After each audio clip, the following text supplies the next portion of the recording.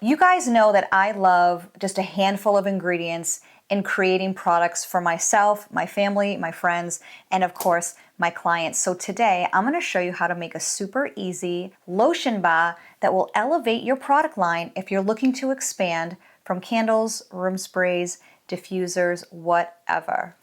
Hey everybody, it's Kerry. I'm the owner of Couture Home and Body. I am so glad you're here. At Couture, I love to make sustainable, organic, natural products to elevate your space, your self-care routines. I make a lot of custom products as well. This is one of them. I haven't included these in my product lineup yet officially, but I gotta tell you, I've just changed the recipe. I came into some new ingredients. I'm gonna share those with you today. I'm also gonna talk through some alternatives, but if you wanna know how to make a lotion bar, let's get into it. This recipe is only 4 ingredients, 5. If you wanna add a fragrance oil, I recommend doing that, but you may have some folks who want an unscented moisturizing bar. So let me tell you about the ingredients. All right, this first ingredient that we're using is called Meadow Foam Seed Oil. This is gonna help lock in moisture without feeling greasy. It's super rich in antioxidants, and it also will help extend the life of your lotion bars. And bonus, it's gonna balance the skin's natural oils and will help improve skin texture. This is my new powerhouse oil that I am madly in love with. Ooh, and I'll have links for everything down below. This is from Bulk Apothecary. And I am using refined cocoa butter. These are the pellets. This is also very nourishing. It helps soften dry skin. It also forms a protective barrier to help retain moisture, especially in those winter months or if you live in super dry deserts or climates. I came from California. I know all about it, and that's where this originally started. Cocoa butter is also high in fatty acids, and it helps promote elasticity. So if you are a person of a certain age, not unlike myself, elasticity is one of the first things to start breaking down as you get older. The next ingredient we're going to use is kokum butter. This is non-comedogenic. It's ideal for sensitive or acne-prone skin. This also helps heal and soothe cracked and irritated skin, which we love. And this, why I like this, and I've swapped it out for something before, and I'll talk you through it. It's super lightweight, it's fast absorbing, but it's still highly moisturizing. I mean, that is a powerhouse butter right there. And then, of course, for our emulsifier, sorry, the bag is so big. All right, for our natural emulsifier, our thickener for the bars is gonna be this white beeswax. You can use yellow beeswax. It's just gonna keep the color of the bar a brighter yellow. Also, I think it has a very particular fragrance to it, where this doesn't, but I really like using beeswax because it helps create a breathable barrier to help protect skin from any moisture loss. Again, depending if you live in a climate that's super dry, if you're a person of a certain age, this is a great choice. It also has mild anti-inflammatory and antibacterial properties. So I've upgraded this recipe. If you didn't want to use the Meadow Foam seed oil, you can use, and I have it here because I use this a lot, you can use sweet almond oil. You could use jojoba oil. You want to use an oil that is going to be fast absorbing. I would not recommend swapping out any of these oils for something like avocado, canola, or olive oil. Those are just gonna sit like a greasy mess on the skin and they're not going to absorb. So if you don't wanna try the Meadow Foam seed oil, try sweet almond oil. You could go to jojoba, but I think it's just gonna up your cogs. It'll be more expensive, but jojoba is also a great one. Anything like these that is going to be fast absorbing in a dry oil. So I actually don't like the coconut oil. I was actually just really struggling with that in my original formula because it still leaves like a greasy feel and it just was taking too long to absorb into the skin. When we're traveling, I especially love these for the plane because every time you wash your hands, all of the moisture is sucked out of it, and having these lotion bars, it just feels so good. You can use it all over your body. Sometimes I will put it on my lips if I don't feel like reaching for my lip balm. Use that at your own risk and discretion, but no one tells you what to do, right? Right.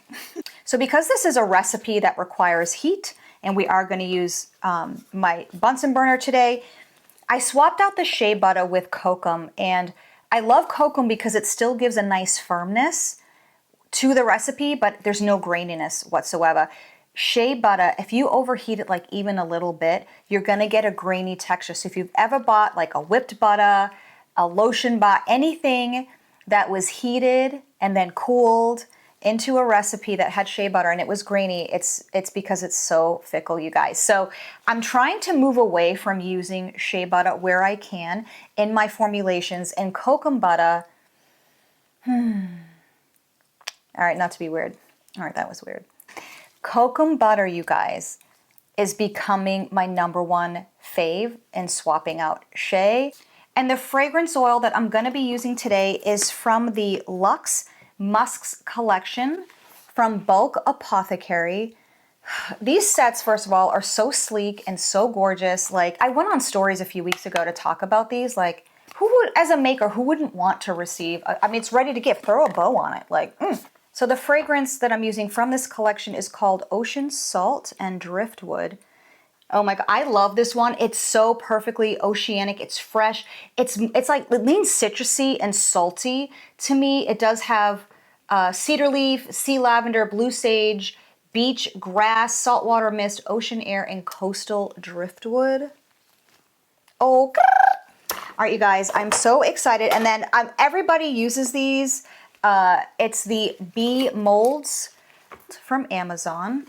Everybody and their mother is using these. So each bar is about 1 ounce, give or take, by weight. You want to make sure you are disinfecting everything before you use it. These are all clean. These are already clean. This has been cleaned and air dried. You can see all the wet spots from the hot water we have here. But I'm still just going to run everything through there. As you should. We're just disinfecting, you know, and I'll put the recipe down in the description if you want to grab it. Here's what we're going to do. We're going to weigh out our butters first. These are going to take the longest to heat and melt. So I'm going to start with the kokum and the beeswax.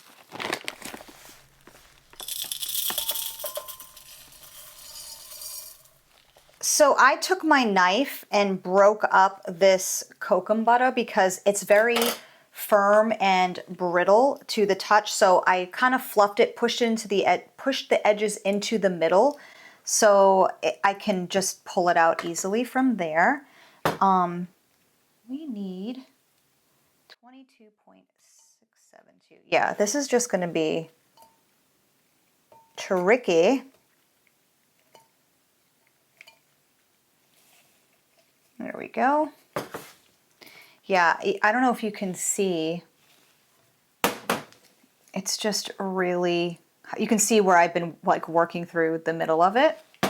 So the last ingredient for melting before we can add the oil at the end is cocoa butter.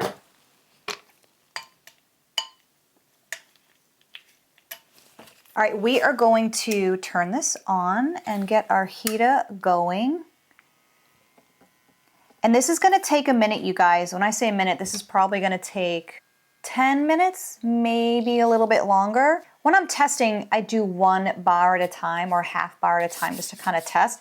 That's why it's great to formulate in grams and percentages so you can really control and use the least amount of raw material so you're not making a huge batch and then something goes awry and you're like, I cannot use this. So, do you have a favorite spatula? I have a couple. My other favorite one is dirty, but I love these as well. Who is this? This is from Norpro. All right, this is gonna keep going. All right, so you can see here, starting to melt. Almost looks like mashed potatoes. There's no smell here. All of these ingredients have 0 smell, so it's not gonna interfere with your fragrance oil.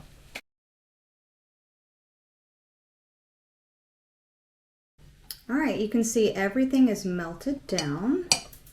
This is very, very hot. Scoot that to the side. And then we are now going to add our meadow foam seed oil.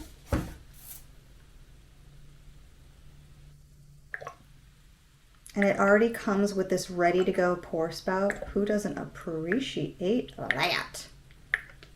So now I'm just gonna stir that in. So because the oil is at room temp, so it's cooler than everything that we just heated up, just keep stirring and it'll all melt back together again. We are going to add this beautiful ocean salt and driftwood.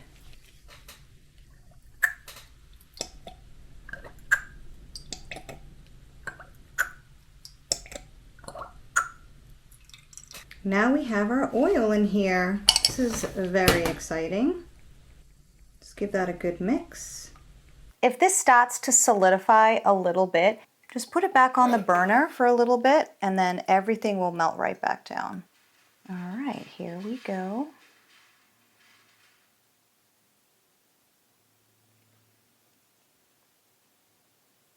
Might have over poured that a little bit.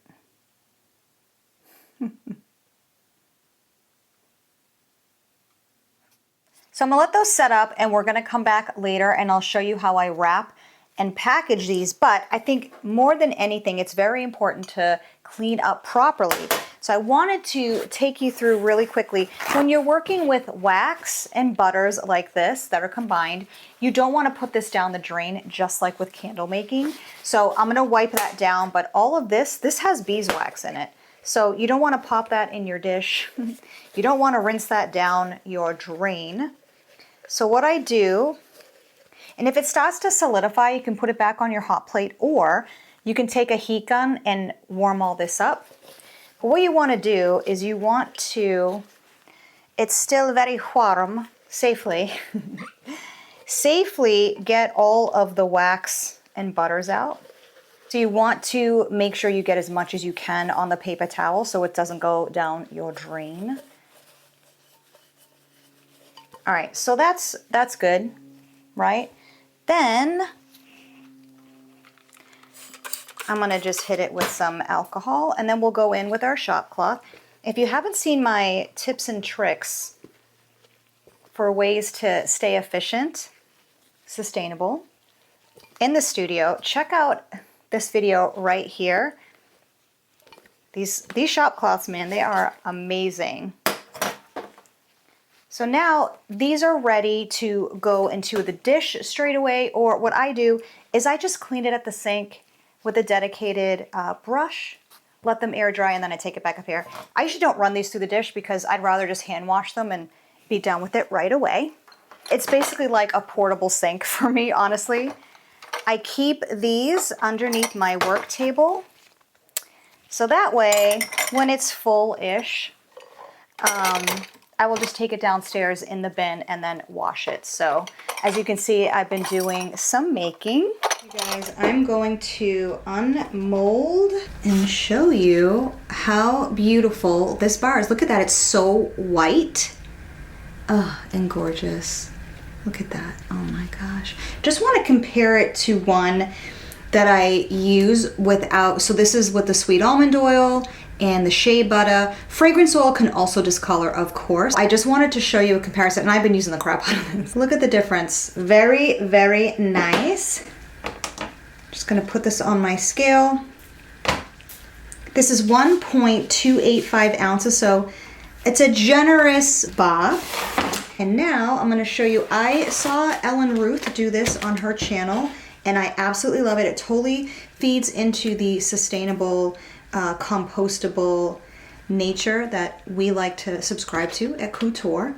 So I'm gonna put the beautiful B side down. So we don't like to use any extra packaging. You're not gonna get stickers when you order from us. All of that just contributes to the landfill, and it's not great. If that is your business, that is okay. I am not knocking you. That's just not what we do here. So here's what I'm gonna do. I'm gonna flute this. And you can already use the natural fluting, that the way this has already been folded, and just kind of follow it along. There's no wrong or right way to do this, but this is how I do it. I love this because it does feel extra special. Like it's just a reminder that a person made this and it was me. So I'm just going to use a really small piece of clear tape. If you wanted to, you could print out a little sticker with your logo, your name on here, but we try to reduce as much of that as possible, and it still looks and fits perfectly. Look at that. How freaking cute is that? Hold on. And then these I got from Amazon. I will link these down below as well. These are the 2-ounce tins, and what I love about these, you can reuse these tins. So not only are you going to keep your lotion bar in here, but when you're done, you can use it for change. You can, I mean, if you have kids, this is great to put like different little toys in, Legos, marbles, whatever, and it fits perfectly in here. Now you could add some crinkle paper just to kind of plush it up, and then it goes on perfectly. Let me show you the labels. These are 2 by 2 inch rounds. So I decided to call this salted driftwood.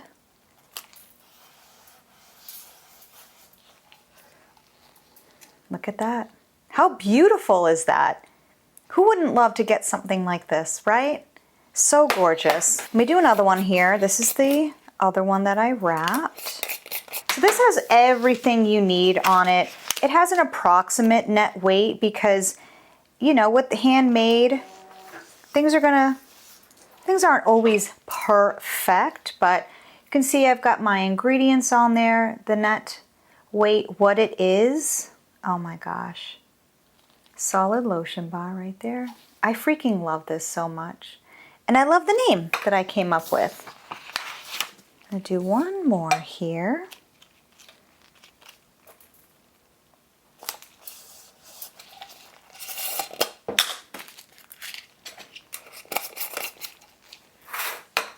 And there you have it.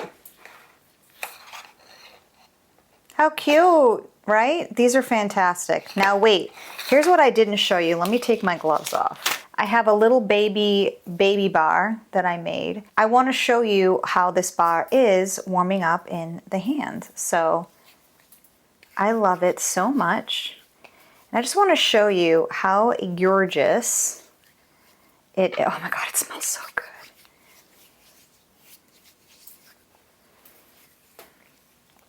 So I really like to get it around my cuticles. Of course, on my tattoo. You want to keep your tattoos hydrated, fam. If you've got them, hydrate them. Look at that. It looks so good. And it smells so freaking good. This is amazing. Look at that. Love.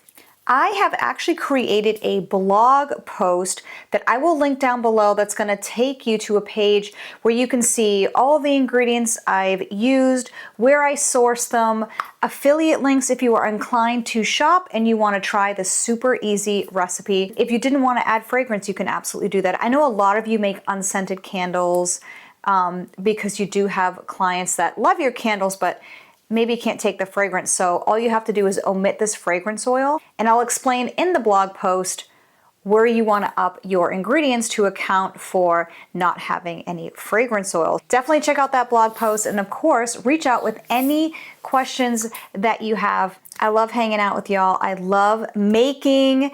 I've got some really exciting stuff coming up. So be sure to stay tuned. Don't forget to hit the bell so you don't ever miss a notification. And until the next one, you guys, I'll see you then. Bye.